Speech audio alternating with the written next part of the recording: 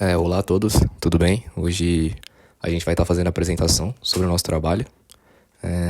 O grupo é formado por mim, Luiz Antônio e Thaisa Dantas. O tema do trabalho é soja, soja RR no caso. Bom, dando início aqui, em relação à soja Roundup Ready, mais conhecida como RR, eu separei aqui esses pontos e vou estar comentando aqui agora. A soja é uma cultura agrícola fundamental no Brasil e em todo o mundo. Originária da China, essa planta se tornou parte importante da agricultura brasileira, no final do século XIX. Seu sistema radicular, embora possa atingir profundidades significativas, concentra-se principalmente nos primeiros 30 centímetros de solo, onde se encontram a maioria dos nutrientes essenciais. Já na parte de introdução da soja RR, é uma variedade geneticamente modificada resistente ao herbicida Roundup. Gerou debate sobre a OGMS. Enquanto a tecnologia RR oferece eficiência na agricultura, ela também levanta preocupações sobre a segurança alimentar, o impacto ambiental e o poder das empresas de biotecnologia na agricultura.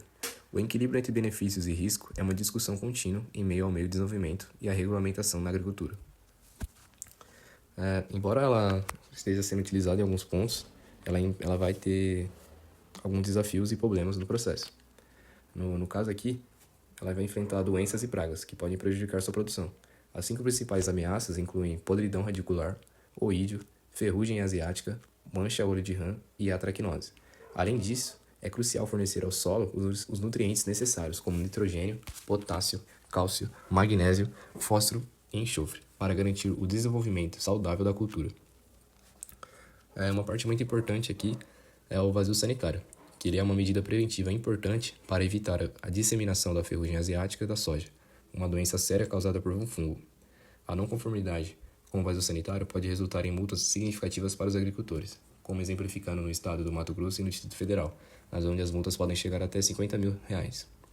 Concluindo, a soja é uma cultura crucial, mas seu cultivo requer atenção aos cuidados e desafio, desde pragas e doenças, até a nutrição do solo. Além disso, as questões relacionadas à OGMS na agricultura são complexas e continuam a ser debatidas à medida que a tecnologia agrícola evolui. Aqui seriam os benefícios para a agricultura e a indústria. Primeiramente, o aumento de produtividade. A soja RR permitiu que os agricultores controlassem eficientemente as ervas daninhas, resultando em uma maior produtividade, pois as plantas de soja não irão competir mais por nutrientes e espaço com as ervas daninhas. Isso é muito importante, pois aí a produtividade vai ficar maior e vai ter um controle melhor de pragas. Já na redução de custo de produção, como a soja RR ela é resistente ao glifosato, isso simplifica muito o manejo. Então, durante o período de plantação, a gente consegue realizar um manejo mais adequado e mais eficaz também, já que precisa de menos herbicida. Então, como vai utilizar menos herbicida e menos mão de obra, conseguimos reduzir os custos de produção. Em relação ao acesso a mercadorias internacionais, a soja RR se tornou amplamente aceita nos mercados internacionais, impulsionando as exportações de soja e gerando receita para os países produtores. Isso foi especialmente notável em países como Estados Unidos e Brasil, que exportaram grandes quantidades para importadores como a China. O desenvolvimento da biotecnologia agrícola foi bem sucedido e a soja RR estimulou o desenvolvimento de outras culturas transgênicas, com características semelhantes, como resistência a pragas e herbicidas, contribuindo para avanços na tecnologia agrícola. Bom, benefícios para a indústria de alimentos e rações. A soja RR é amplamente utilizada na produção de óleos, farinhas e rações para animais, contribuindo para a estabilidade do suplemento de alimentos e rações em todo o mundo. Uma preocupação com a segurança alimentar seria os riscos para a saúde humana, pois, mesmo considerados seguros para o consumo humano, houve preocupações sobre a possibilidade de efeitos colaterais desconhecidos a longo prazo da exposição a alimentos à base de soja RR ou resíduos de herbicidas. Porém, as pesquisas ainda continuam e não tem nada que comprove que realmente isso faça mal, mas é um tópico muito importante a gente ressaltar aqui. E em questão à decisão de adotar ou não a soja RR, continua sendo um tópico debatido em todo o mundo, com a necessidade de equilibrar seus benefícios econômicos com possíveis impactos negativos, sendo cuidadosamente considerado. Os agricultores precisam cumprir as regulamentações locais e internacionais relacionadas a culturas geneticamente modificadas. Isso pode incluir a rotulagem adequada de produtos e o cumprimento de padrões de segurança alimentar.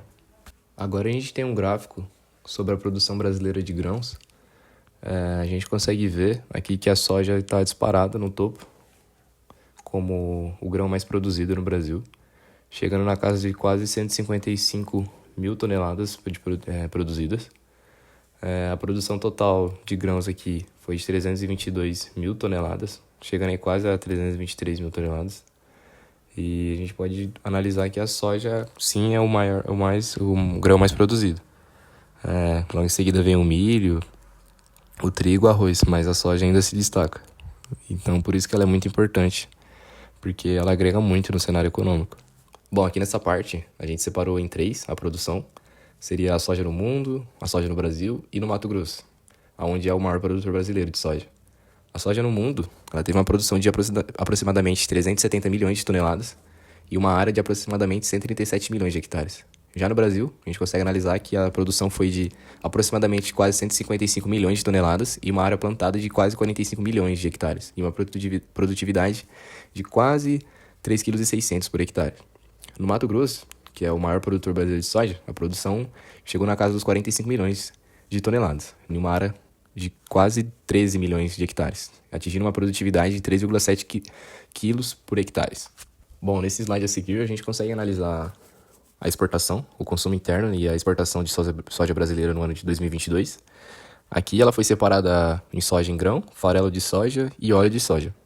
A gente consegue analisar que na parte de exportação, todos os tipos de soja, tirando o óleo de soja, né? A exportação foi bem maior que o consumo interno.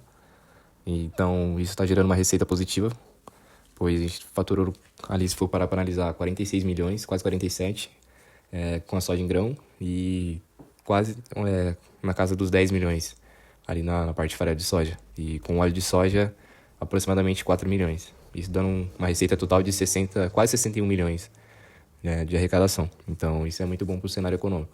Por isso a soja é muito importante e é o que os agricultores têm em vista a produtividade deles focada na soja. O ciclo da soja em dias pode variar de 100 a 160 dias, dependendo da cultivar.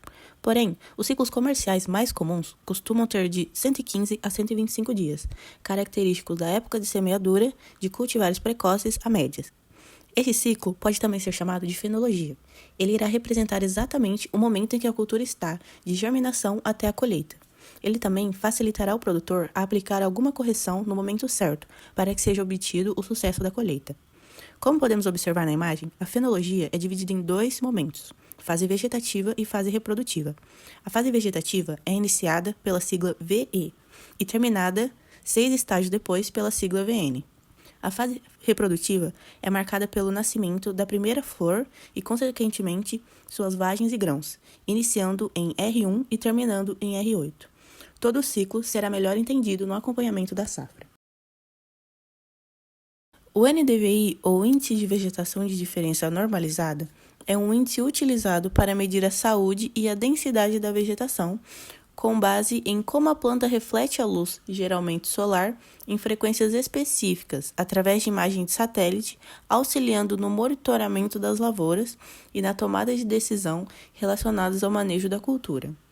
A partir de uma equação, obtemos valores de NDVI que variam de 0 e 1, sendo classificados entre vegetação sem atividades e alvos não vegetais, ou seja, vegetação morta, vegetação com algum tipo de deficiência, vegetação moderadamente saudável e vegetação muito saudável. Sobre o clima, a soja se adapta melhor a regiões onde as temperaturas oscilam entre 20 e 30 graus. No momento da semeadura, a temperatura do solo não pode estar abaixo de 20 graus, pois comprometerão a germinação e a emergência da planta, sendo indicado também de 20 a 30 graus, com 25 sendo o ideal. Nas regiões com temperaturas menores ou iguais a 10 graus, o cultivo da soja se torna impróprio, pois poderá inibir o crescimento, além de resultar no atraso da colheita e na retenção foliar. O grau-dia é uma medida de calor que indica o valor de temperatura que a planta necessita para avançar com a sua maturação. Ele é um calor acumulado durante um período de tempo, que auxilia a entender e prever em qual estágio fenológico a planta está. Para calcular essa temperatura diária, basta pegar a temperatura média do dia e subtrair da temperatura base da planta, que pode variar de acordo com a cultura. Essa temperatura na soja é de 10 graus, ou seja, no dia em que esse acúmulo estiver abaixo dessa temperatura, a planta terá o seu desenvolvimento interrompido. Em nosso acompanhamento, utilizamos dados do site INMET, que nos dará um gráfico relacionando os graus-dias de acordo com a emergência e florescimento até a maturação. O talhão escolhido pertence à fazenda Santa Genoveva e fica localizado próximo à cidade de Boa Esperança, em Minas Gerais. Temos uma área de 22,1 hectares e foi definido que a semeadura seria feita em 10 de outubro de 2022 e a colheita em 13 de fevereiro de 2023. Após o vazio sanitário obrigatório, durante os meses de julho e agosto, foram feitos os preparos de solo necessários, como a descompactação, e após a análise do mesmo, a aplicação de nutrientes, calagem e gessagem. O índice de vegetação da área estava abaixo de zero, já que não havia vegetação alguma. Passados 8 dias de plantio, a área ainda possui zero vegetação. É possível ser identificada pelos graus-dias acumulados, que ainda está abaixo dos 20 graus base necessário para a germinação. Passados 20 dias de plantio, em 7 de novembro, a planta já acumula 166 graus e seu índice de vegetação moderadamente sadio. Neste momento, a planta está no estágio conhecido como VE, que é o momento de emergência da planta. Ele começa com a emergência dos cotiledones acima do solo, formando um ângulo de 90 graus ou mais. A duração dessa fase pode variar de acordo com a temperatura. Em condições normais, dura de 4 e 7 dias. Em clima frio, a emergência das plantas pode atrasar, havendo prolongamento dessa etapa. Em 17 de novembro, passados 30 dias de plantio, observamos uma maior distribuição de plantas muito sadias. O índice de vegetação já ultrapassa 0,60 e o acúmulo de calor cresce para 300,12. Neste momento, estamos no estágio VC, que é cotiledonar, onde os cotiledones, que são as primeiras folhas formadas no embrião, estão totalmente abertos. Essa fase dura entre 3 e 10 dias. Ela começa com a formação de colônias das bactérias fixadoras de nitrogênio para a formação de nódulos. Em 22 de novembro, o índice cai minimamente para 0,49 e a planta acumula menos calor que o estágio anterior. Já passaram dos 35 dias após o plantio e a planta se encontra no estágio V1, onde o primeiro nó foliar se forma na planta. O início desse estágio é definido quando os bordos das folhas da primeira folha não estiverem mais se tocando. Nesse estágio, inicia-se a nodulação e a fixação biológica do nitrogênio na planta. Algumas doenças foliares podem começar a aparecer nesse estágio fenológico da soja e podem se prolongar até os estágios reprodutivos. 40 dias após o plantio, dia 27 de novembro, o índice de vegetação e calor acumulado voltam a subir e é possível ver maior predominância de verde na imagem. Estamos no estágio V2, onde se forma o segundo nó ou segunda folha, onde os bordos das folhas não mais se tocam e o primeiro nó já está completamente desenvolvido. Neste momento também podem aparecer plantas daninhas da soja, que competem por água, luz e espaço com as plantas novas. Ao longo do mês de dezembro e início de janeiro, passaremos pelos últimos estágios vegetativos. O índice de vegetação tende a subir, assim como será acumulado mais calor na planta. Já é possível observar uma grande distribuição na cor verde no talhão, indicando que a planta está muito sadia. Aqui temos o estágio V3, que é aquele em que é formado o terceiro nó, e vai até VN, ou seja, o último nó ou última folha trifoliada antes do florescimento, onde os bordos das folhas não mais se tocam. Nesse período, a planta continua crescendo e acumulando reservas para a fase reprodutiva. Entre as fases V12 e V4, é importante se atentar na aplicação de cobalto e molibdênio, já que ajudarão na fixação biológica e prejudicarão o desenvolvimento de bactérias. Passados 5 dias, nascem mais nós, chamados V5 e V6, onde suas folhas serão formadas entre 3 a 4 dias em boas condições. O estágio decorrente, como V7, V8, V9 e etc., se formarão de acordo com a característica da planta até chegar em VN, que será marcado pelo fim quando a primeira flor surgir e em seguida entraremos nos estágios reprodutivos. Em 26 de janeiro, passados 100 dias de plantio, a vegetação sadia já é totalmente uniforme no talhão, chegando a 0,69, e o acúmulo de calor chega a quase 1.250 graus. Entraremos então nos estágios reprodutivos, que vão de R1 a R8, que, diferente do vegetativo, não se depende mais da cultivar e do clima. Em R1, ou primeiro estágio reprodutivo, a planta se encaminha para o florescimento e maturação dos grãos. Nesse momento, já teremos uma flor aberta e a planta entra em estresse hídrico e deficiência nutricional.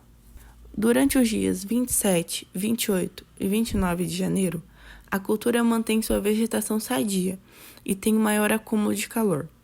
Nesse estágio, denominado como R2, a planta atinge sua máxima altura e número de nós. Em plantas com crescimento determinado, todas as flores já estão abertas. Já em indeterminado, a abertura dura entre 2 a 7 dias. Nesse momento, são recolhidas folhas para análise foliar, já que é o momento de predominância de insetos e, por isso, é recomendável fazer a aplicação de inseticidas. De 30 a 31 de janeiro, a planta continua o seu acúmulo de calor e atinge o estágio R3. Aqui, as vagens iniciam seu preenchimento e há pelo menos uma vagem de 5 mm de comprimento em um dos últimos 4 nós da haste principal. Com isso, a planta demanda mais água e nutrientes, e uma seca pode ser prejudicial, provocando queda ou abortamento das flores, comprometendo a produção. Pragas e doenças devem ser cuidadosamente monitoradas, já que a partir daqui acontecerá o desenvolvimento das vagens. Iniciando o mês de fevereiro, a vegetação permanece uniformemente sadia. O acúmulo de calor cresce e favorece para a iniciação do preenchimento das vagens no estágio R4. Aqui, a planta atinge o máximo número de vagem e grãos por planta, com vagens de até 2 cm de comprimento, denominadas como canivete. Iniciaremos com o acúmulo de matéria seca, que irá até a fase final do estágio fenológico R5. Neste momento, a planta continuará absorvendo cada vez mais calor, agora com 1400 graus, e impulsionará o enchimento dos grãos no estágio R5. Aqui, haverá pelo menos uma vagem com grão que ocupa 50% do espaço interno no nó superior da planta. A planta continua o acúmulo de matéria seca nos grãos e é ainda mais sensível ao estresse hídrico. A etapa R5 terá fases distintas, cada uma delas representando o estágio crucial do desenvolvimento de grãos. R5.1 cerca de 10% de grãos em um dos 4 últimos nós da haste principal. R5.2 cerca de 11% a 25% de grãos em um dos 4 últimos nós da haste principal. R5.3 os grãos em R3 já possuem de 26% a 50% de grãos em um dos 4 últimos nós da haste principal. R5.4 vagem em um dos 4 últimos nós da haste principal, com grãos de 51% a 75%. Caracteriza-se a fase R5.4. R5.5 de 75% a 110% de grãos em um dos 4 últimos nós da haste principal. Na fase R6, os grãos já ocupam toda a cavidade interna da vagem. Se ocorrer seca durante R5 e R6, os grãos ficam pouco desenvolvidos. Se ocorrer geada ou granizo, as plantas reduzem a sua produção. A fixação biológica desacelera rapidamente após o enchimento dos grãos e ocorre o início do amarelamento das folhas. Da floração até esse estágio fenológico, leva entre 25 e 35 dias para acumular matéria seca e nutrientes. Acumulando agora 1.466,77 graus de calor, em R7 começa o desligamento dos grãos da planta-mãe, pois eles já atingiram o máximo de peso na matéria seca. Nesse momento, os grãos começam a mudar de coloração para amarelo, porém com alto teor de umidade. Esse estágio fenológico é observado quando uma vagem na haste principal assume a coloração de madura. Em 10 de fevereiro, chegamos a 115 dias após o plantio e 3 dias antecedentes à colheita. Nesse momento, a planta já tem seu pico de calor acumulado em 1.481 graus e uma vegetação inteiramente sadia.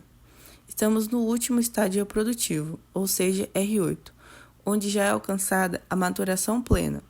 95% das vagens já se encontram com a cor típica da maturidade, porém com umidade ideal para armazenamento, sendo entre 13% e 15%. A planta já está pronta para a colheita, que pode ser realizada entre 5 e 10 dias. As pragas agrícolas podem prejudicar muito a produtividade da sua lavoura, podendo inviabilizar o trabalho de um ano inteiro. No Brasil, as principais pragas da soja são as lagartas e os percevejos, que causam danos econômicos mais graves quando não manejados corretamente. Dentre elas, iremos focar na lagarta falsa medideira e lagarta da soja. A lagarta da soja é um potente desfolhador da cultura e inicia seu ataque no topo da parte aérea das plantas de soja, podendo persistir até a fase do encolhimento dos grãos. Quando o ataque é muito intenso, as lagartas assumem uma coloração preta com listas brancas. Essa modificação fisiológica do inseto é causada pela competição por alimento. O inseto apresenta uma fecundidade média de 700 ovos por fêmea. Pode consumir até 150 centímetros quadrados de área foliar durante o seu estágio larva.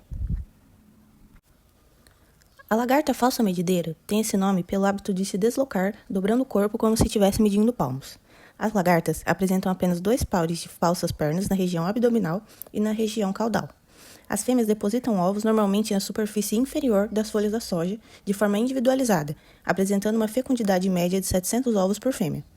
As lagartas mais jovens alimentam apenas de folhas novas com baixo teor de fibra, porém, quando estão mais desenvolvidas, alimentam-se de folhas mais velhas e mais fibrosas. As lagartas posicionam-se com mais frequência na parte mediana e inferior das plantas, porém, migram verticalmente no perfil desta em função da hora do dia.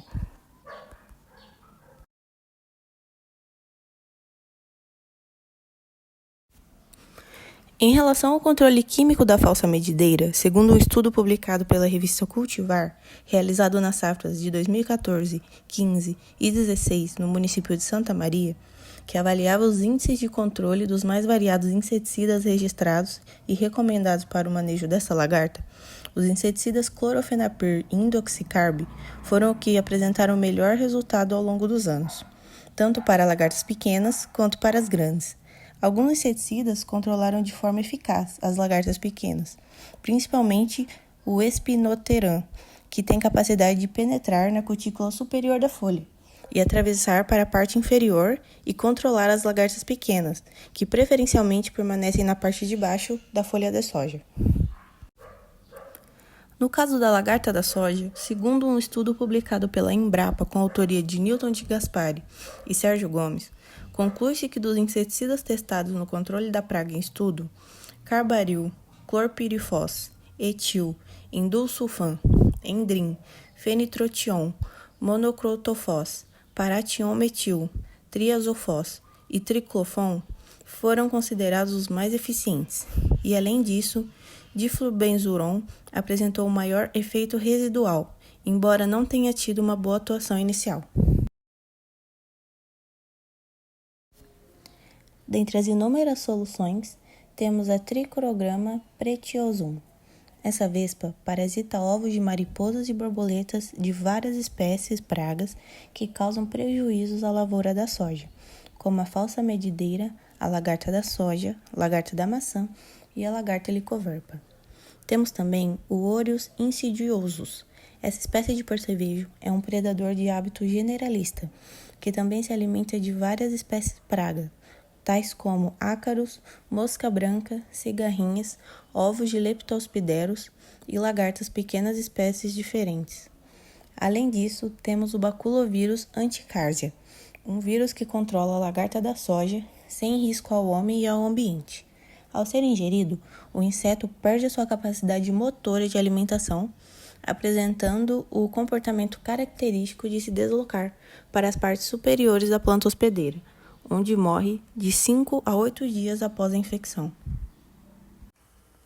Bom, vou dar continuidade aqui à apresentação, falar sobre técnicas de monitoramento de pragas na cultura da soja.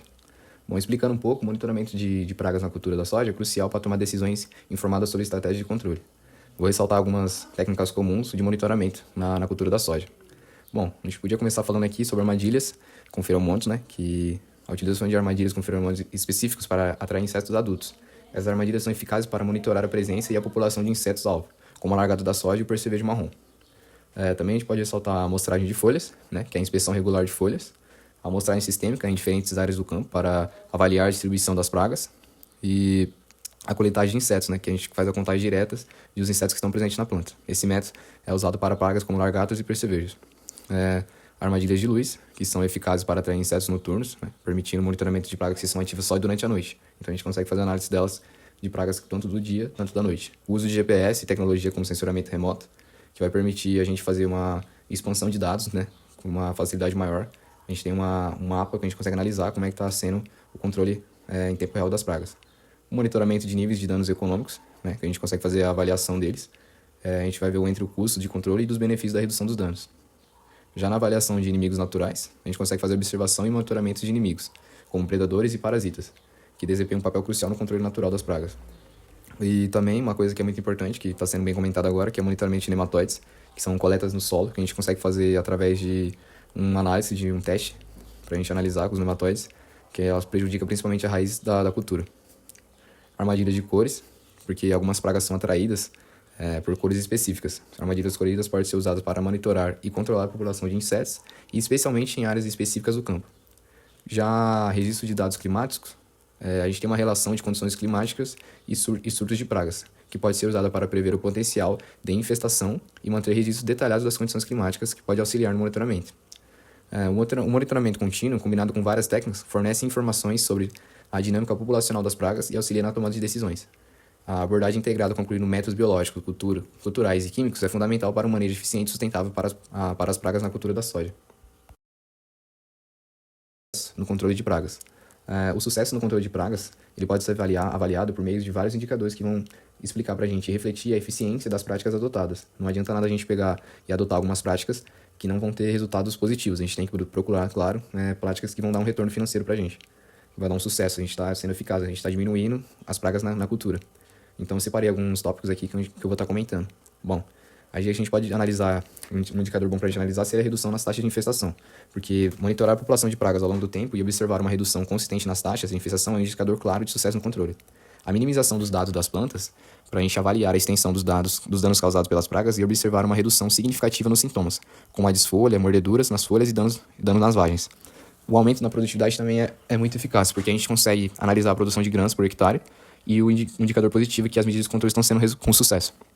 Bom, a qualidade de grãos também é importante, porque é uma característica com tamanho, peso, teor de óleo e proteína, que é um indicador muito bom para a gente ver na qualidade. Então, se a gente está tendo um grão com uma qualidade boa, significa que a gente está tendo um manejo legal da cultura. A redução no uso de inseticidas, porque se a gente está com um índice de queda, né, de pragas, a gente provavelmente vai começar a utilizar menos inseticidas, porque se as estratégias forem adotadas são eficazes, é esperado que haja uma diminuição gradual, normal, né, do uso de inseticidas. Isso vai resultar uma abordagem mais sustentável e uma economia, já que a gente vai ter que comprar menos. A preservação de inimigos naturais, a gente vai começar a observar a presença e a atividade dos inimigos naturais, como predadores e parasitores, e é um indicador positivo, indicando que o manejo está promovendo um equilíbrio biológico, que seria o certo, né? A avaliação dos níveis de danos econômicos, que seria manter os danos abaixo dos níveis que causaram impacto econômico significativo, é um indicador importante de sucesso. A redução na indecência de doenças transmitidas por pragas, porque em alguns casos, algumas pragas podem ser vetores de doenças, então reduzir a incidência dessas doenças também é um indicador de sucesso no controle. E claro, o menor impacto ambiental, que é algo muito importante, que é a gente conseguir avaliar o impacto ambiental das práticas de controles. Sim, porque aí gera um sucesso sustentável e alcançando quando as práticas minimizam os efeitos adversos sobre o meio ambiente. Sim, a resistência também, que é a resistência sustentada, é um sinal de resistência das pragas aos métodos de controle indicador positivo, indicando uma gestão eficaz na resistência. É uma ação bem-sucedida de estratégia de controle biológico. Se as estratégias de controle biológico forem implementadas, o sucesso pode ser medido pelo estabelecimento e eficiência dos organismos benefícios introduzidos. E a menor recorrência de infestações em safras subsequentes. Um controle eficaz deve se refletir na redução da recorrência de infestações nas safras seguintes, indicando a sustentabilidade das práticas adotadas. A avaliação contínua desses indicadores ao longo das safras é crucial para garantir e aprimorar as estratégias de manejo de pragas, garantindo um controle eficaz e sustentável na cultura da soja. Bom, para concluir, a gente pode dizer que o manejo eficaz de pragas na cultura da soja é essencial para garantir a sustentabilidade e a produtividade na agricultura. As principais pragas como a lagarta da soja, percevejo marrom, cigarrinha da soja, broca das vagens, mosca brancas e nematóides representam desafios significativos, causando prejuízos diretos na produção e exigindo estratégias de controles abrangentes. Uma última análise, a abordagem integrada, que combina técnicas químicas, biológicas e culturais, é crucial para um manejo eficiente e sustentável das pragas na cultura da soja. A implementação dessas práticas não apenas protege a safra atual, mas também contribui para a preservação do meio ambiente, da biodiversidade e para a saúde a longo prazo da agricultura. Muito obrigado pela atenção. Essa foi a nossa apresentação. E aqui embaixo vai ter algumas referências também sobre o nosso trabalho. E é isso.